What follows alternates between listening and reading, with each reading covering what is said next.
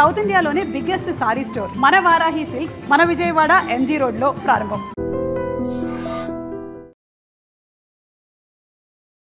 హైదరాబాద్ లో మరో దారుణ సంఘటన చోటు చేసుకుంది. నడి రోడ్డు మీద కత్తులతో కలిసి ఒక మనిషిని అతి కిరాతకంగా చంపడం జరిగింది. వెంకటరత్నం అనే వ్యక్తిని. సో పాత కక్షలే కారణమా లేదా లావాదేవీలు ఏమన్నా కారణమా అనే విషయాలు అయితే ప్రాథమిక విచారణలో అయితే తెలియాల్సి ఉంది. సో మొదటిగా అయితే దుండగులు చేసిన సంఘటనలు అంతే ఒక చూసిన ప్రత్యక్ష సాక్షి మన దగ్గర ఉన్నాడు. సో అతని కళ్ళెదురుగానే ఇన్సిడెంట్ మొత్తం జరిగిపోయింది. ఒకసారి అతను అడిగి తెలుసుకుందాము అసలు ఏం జరిగింది, ఎలా ఉంది పరిస్థితి అని చెప్పేసి. So hi brother. ఆయన ఇన్సిడెంట్ జరిగినప్పుడు మీరు ఉన్నారా? ఏంటి ఏం జరిగింది అసలు? అంటే నేను 7 o'clock ఓపెన్ చేస్తా డైలీ కోర్టు. అయితే నేను యాక్చువల్లీ పికిల్ బాల్ వర్క్ చేస్తా. అయితే నేను ఎండ్ వస్తుందని అక్కడ లోపల కూర్చున్నా. అయితే నాకు సడన్ గా సౌండ్ వినిపించింది.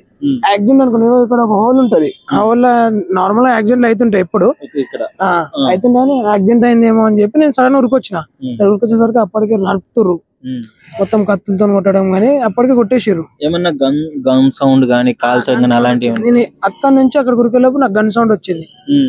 చూసిన నేను అలానే అట్లా నరికేసారు ఆయన అనుకుని. చూసావా ఇన్సిడెంట్ జరిగేటప్పుడు? చూసావా? అంటే చూసిన అక్కడ నుంచి చూసిన వీడియో తీసుకుందాం అనుకున్నా. నాకు భయం అయింది, ఏం అర్థం కాలే.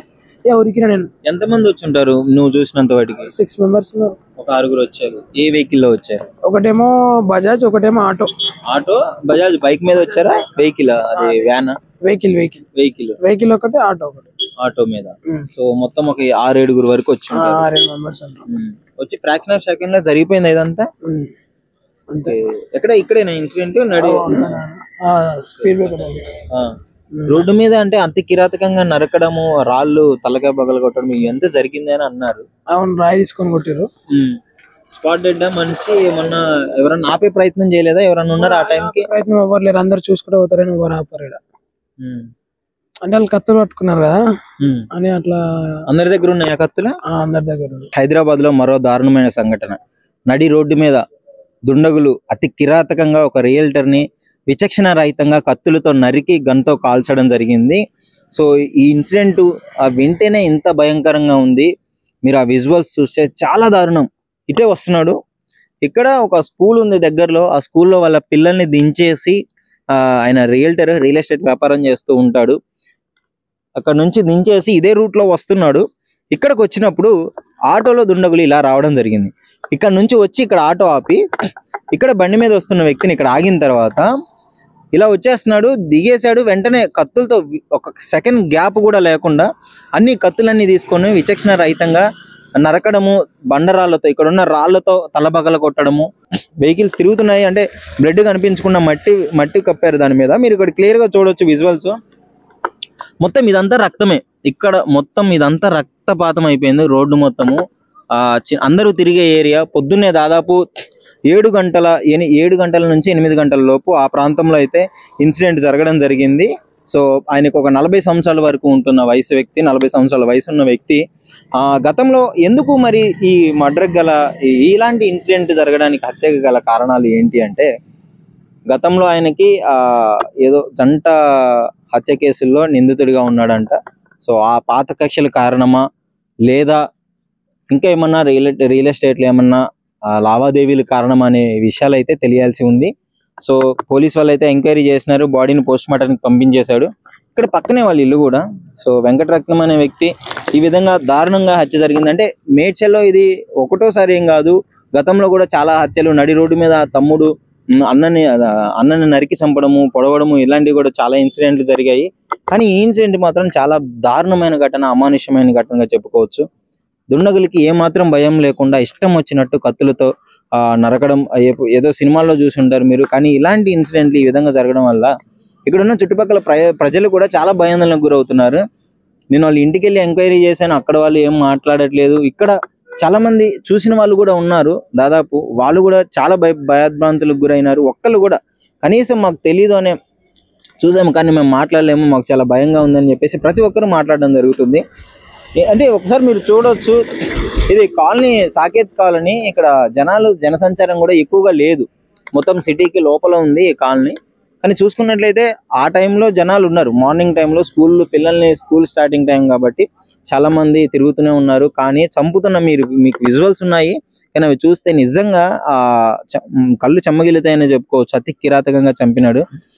6 వచ్చినారు, మరి గన్తో కూడా కాల్చినారు, గన్ శబ్దాలు వినిపించినాయి అని కూడా ఇక్కడ వ్యక్తులు చెప్తున్నారు. సో ఇక్కడ మీరు చూడొచ్చు, ఇక్కడ ద గ్రిడ్ అని చెప్పేసి ఒకటి ఉంది, ప్లే గ్రౌండ్ ఉంది, బాస్కెట్బాల్ గ్రౌండ్ ఉంది. సో ఇక్కడ ఇక్కడ ఆ వ్యక్తులు అయితే చూడడం జరిగింది. సో ఆ వ్యక్తి చూసి మనకైతే ఇన్ఫర్మేషన్ ఇచ్చాడు, అక్కడ ఉన్న ఒక పర్సన్ చూశాడు, మొత్తం ఎలా జరిగింది ఏంటి అని ఇన్ఫర్మేషన్ ఇచ్చాడు. పోలీస్ వాళ్ళు కూడా ప్రాథమిక విచారణలో మొత్తం క్లియర్ గా చెప్పడం జరిగింది. సో దానికి సంబంధించిన విజువల్స్ లో కూడా మీరు చూడొచ్చు, అతి కిరాతకంగా చంపిన ఘటనలు అటు క్లియర్ గా కనిపిస్తున్నాయి. సో ఈ అమానుష్యమైన ఘటన పైన మీ అభిప్రాయం ఏంటి? నిజంగా సిటీలో ఇంత దారుణంగా వరుస హత్యలు జరగడము, ప్రతి ఒక్కరికి చట్టం మీద భయం లేకుండా ఇష్టం వచ్చినట్టు హత్యలు చేసుకుంటున్నారు సుపారీలు తీసుకొని.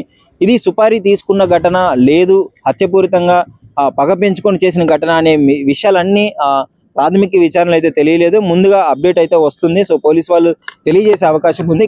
మనం వెంకటరత్నం గారి ఇంటి దగ్గరే ఉన్నాము. సో బంధువులు, ఫ్యామిలీ మెంబర్స్, తెలిసిన వ్యక్తులు అందరూ రావడం జరిగింది. వాళ్ళ ఫ్యామిలీ మొత్తం శోక సముద్రంలో మునిగిపోయింది. సో ఏం మాట్లాడలేని పరిస్థితి, ఏం అడిగినా వాళ్ళు షాక్లో నుంచి ఇంకా బయటికి రాలేదు. పిల్లలు ఉన్నారు, ఆయనకి కూడా ఒక 50 ఏజ్ ఉంటుందన్నారు. ఇక్కడ ప్రస్తుతం మనతో అడిగి తెలుసుకుందాము. నమస్కారం. ఏంటి పరిస్థితి, అసలు ఎందుకు ఇంత దారుణంగా చంపాల్సి వచ్చింది? స్కూల్లో దింపి రిటర్న్ అయ్యి వస్తుండగా మనుషులు అటాక్ చేసి ఇది చేశారంటండి. అదొకటి చెప్పారు అంతే. తర్వాత ఇంకా ఎందుకు ఏంటి మిగతా మా వల్ల ఏమీ తెలియదు. చంపేంత పగలు ప్రతీకారాలు ఏంటి మా పరిస్థితి? మనిషి అండి, ప్రతి మనిషికి సాయం చేసే మనిషి, అందరినీ కలుపుకుని వెళ్ళే మనిషి, ఎవరికి ఎటువంటి హాని చెయ్యడండి. ఆయన మీకేమవుతారండి? వెంకటరత్నం ఏమవుతారు? కజిన్ అండి.